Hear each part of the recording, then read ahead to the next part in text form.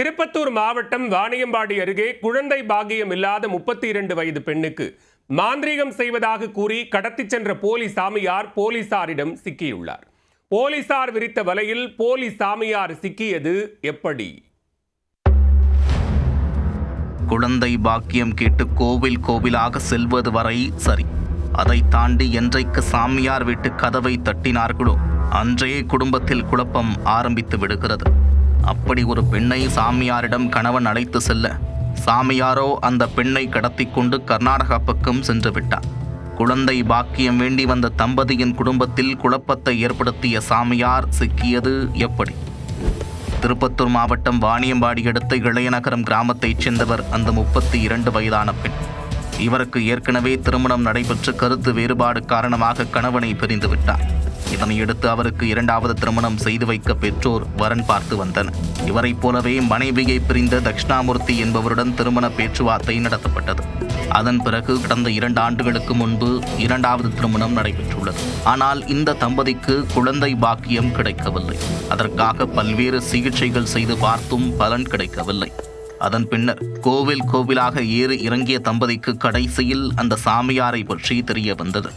குழந்தை பாக்கியம் இல்லாதவர்கள் எல்லாம் அந்த சாமியாரை பார்த்து வந்த பிறகு குழந்தை பிறந்த கதையை அக்கம் பக்கத்தினரிடம் பக்கம் பக்கமாக கூறியிருக்கின்றனர். மருத்துவரால் முடியாததை, அந்த கடவுளால் முடியாததை இந்த சாமியார் நிறைவேற்றி தருகிறார் என்று பலரும் கூறுவதை கேட்ட தம்பதி இருவரும் அங்கு சென்று வர முடிவெடுத்துள்ளனர். அதன் பின்னர் இளையநகரம் கிராமத்தைச் சேர்ந்த 57 வயதான சாமியார் சண்முகத்தை தேடி அந்த தம்பதி இருவரும் சென்றுள்ளனர்.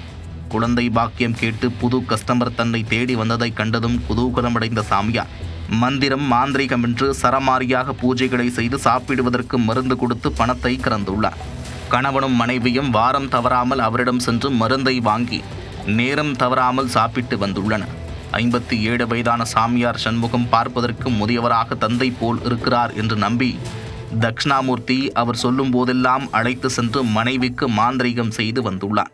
கடந்த அக்டோபர் 14ஆம் தேதி மனைவியை அழைத்து சென்றபோது அன்று இரவு பூஜை நடத்த வேண்டுமென்று கூறி கணவனை மட்டும் தனியாக அனுப்பி வைத்திருக்கிறார் சாமியார். மறுநாள் வந்து பார்த்தபோது சாமியார் சண்முகத்தையும் மனைவியையும் காணவில்லை. அவர்கள் எங்கு போனார்கள், என்ன ஆனார்கள் என்பது குறித்த ஒரு தகவலும் இல்லை. எங்கெங்கோ தேடி அலைந்தும் அவர்கள் கிடைக்கவில்லை. இதனையடுத்து கணவன் தட்சிணாமூர்த்தி வாணியம்பாடி கிராமிய காவல் நிலையத்தில் புகார் அளித்துள்ளார். வழக்கு பதிவு செய்த போலீசார் மாயமான இருவரின் செல்போன் நம்பரை வைத்து ஆய்வு செய்ததில் இருவரும் கர்நாடக மாநிலம் பெங்களூருவில் தங்கியிருப்பதை கண்டுபிடித்தனர். அங்கு சென்ற போலீசார் இருவரையும் மீட்டு வாணியம்பாடி கிராமிய காவல் நிலையத்தில் வைத்து விசாரணை மேற்கொண்டனர். இந்த விசாரணையில் தட்சிணாமூர்த்தியின் மனைவி பல்வேறு விதமான மன உளைச்சலுக்கு ஆளாகியிருப்பது தெரிய வந்தது. அவர் மனதளவில் பெரிதும் பாதிக்கப்பட்டிருப்பதால் அவரை பெற்றோருடன் போலீசார் அனுப்பி வைத்தனர். மாந்திரீகம் செய்து பெண்ணை அழைத்து கொண்டு பெங்களூரு சென்ற போலி சாமியாரிடம் போலீசார் தொடர்ந்து விசாரித்து வருகின்றனர். குழந்தை பாக்கியம் கேட்டு வந்த பெண்ணை மாந்திரீகம் செய்வதாக கூறி கடத்திச் சென்ற சாமியாரிடம் 2 மாதங்களுக்கு பிறகு பெண் மீட்கப்பட்ட சம்பவம் அந்த பகுதியில் பெரும் பரபரப்பை ஏற்படுத்தியுள்ளது.